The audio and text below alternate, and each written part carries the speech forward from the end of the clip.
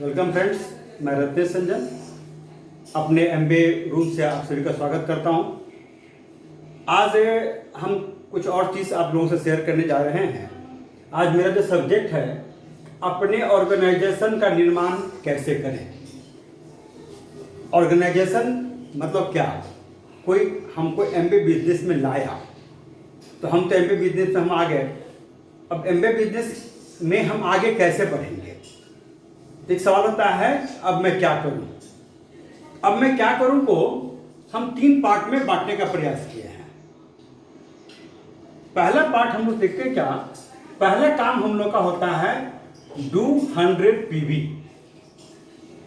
Do 100 PV का मतलब ये हुआ, 1 पीवी मतलब 100 रुपया, 100 पीवी मतलब 10,000 रुपया। 10,000 रुपये का बिजनेस हमको करना आना चाहिए। अब सवाल ये होता है कि 10,000 पीवी कैसे करेंगे हम? तो उसके लिए बताया जाता है क्या कि हमें एमबीए प्रोडक्ट्स अपने घर में 100% यूज करना है। मतलब जो प्रोडक्ट एमबीए बनाती है और अगर वो हमारे घर में इस्तेमाल होता है तो हम एमबीए का ही प्रोडक्ट इस्तेमाल करेंगे। बाहर किसी दूसरे अन्य किसी ब्रांड का प्रोडक्ट अपने घर में हम नहीं लाएंगे। ऐसा करने से हर घर में 30 से 40 पीवी का यूज आसानी से हो जाता है। तो अगर हम 30-40 पीवी का सामान का इस्तेमाल अपने घर में अगर हम कर लेते हैं तो 100 पीवी करने के लिए हमको 60-70 पीवी बाहर रिटेल करना पड़ता है हमको।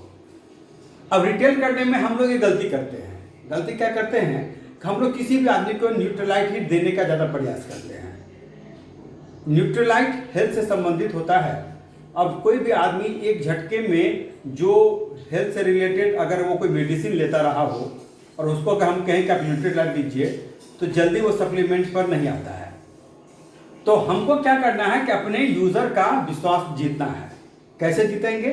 तो उसको हम साबुन, परसोना, Glister paste, shampoo, acid gel जो कपड़ा धोने में इस्तेमाल होता है, हम लोग ये अगर उनको कहें कि आप इसका इस्तेमाल कीजिए, ये करने के लिए वो आसानी से तैयार हो सकते हैं।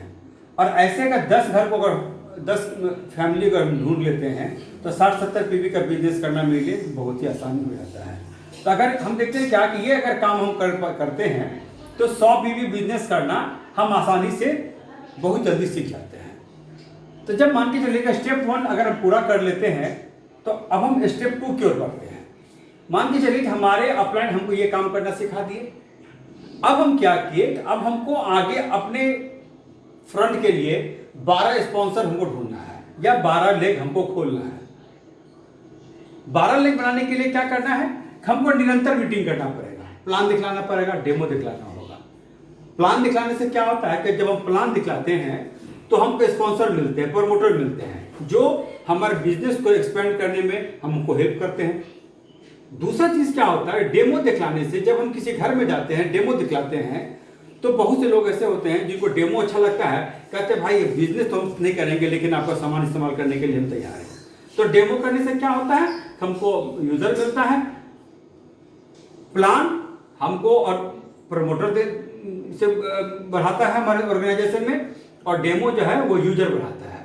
तो हम क्या देखते हैं कि प्लान और डेमो दिखलाने जैसे ऑर्गेनाइजेशन के विस्तार के लिए यूजर और प्रमोटर दोनों ही आवश्यक होते हैं। दूसरा चीज, एमबीए बिजनेस अगर हम किसी को स्पॉन्सर करने के लिए हम जा रहे हैं या किसी को मीटिंग हम दिखाने की मीटिंग करते हैं, किसी को प्लान दिखलाते हैं, तो हमको ये देखना है क्या कि उनको एमबीए बिजनेस में एक बड़ा स्वरूप से उनको दर्शन करवाना है। उनको बतलाना है कि इससे कोई मतलब नहीं कि आपकी कितनी कैपेसिटी है। एमबीए बिजनेस कभी कभी ऐसा होता है कि आपको वो सब भी दे देती है जो आप डिजर्व नहीं करते हैं।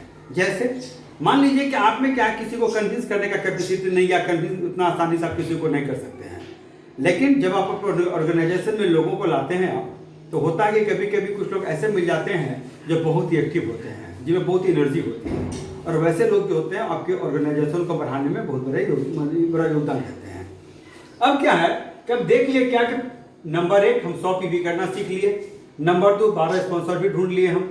अब तीसरा काम क्या होता है, तो जो 12 स्पॉन्सर हम बनाए हैं उनको क्या सिखाना है, उनको करना है कि जो स्टेप 1 और स्टेप 2 जो हम सीखे हैं वही उनको सिखाने के लिए कहना है। मतलब सभी 12 स्पॉन्सर 12 स्पॉन्सर बनाना सीखेंगे।